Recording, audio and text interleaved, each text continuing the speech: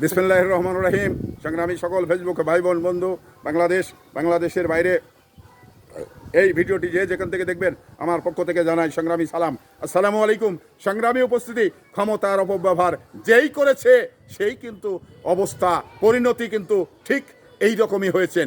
আমরা এই 16 বছর ধরে আওয়ামী লীগের যে দুঃশাসন, দুর্নীতি, লুটপাট, এটা আমরা কিন্তু স্বচক্ষে দেখেছি। আজকে এই আওয়ামী লীগের নেত্রী কোথায়? আওয়ামী লীগ কোথায়? আওয়ামী লীগ এদেশে টিকতে পারেনি। তো এখানে আগামীতে যারা এই বাংলাদেশের নেতৃত্ব দেবেন, আগামীতে যারা বাংলাদেশের রাজনীতি করবেন, তাদের কিন্তু এটা মাইল ফলক হিসাবে মনে রাখতে হবে। কারণ ক্ষমতার অপব্যবহার করে যে দীর্ঘ সময় টিকে থাকা যায় না, এটা বাস্তবতা।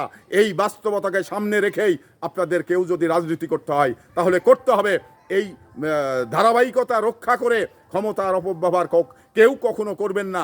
কারণ জনগণের সেবা করছেন, জনগণের সেবা করুন, জনগণকে ভালোবাসুন, জনগণকে পাশে রাখুন, তাহলে আপনি দীর্ঘ সময় রাজনীতিতে টিকে থাকতে পারবেন।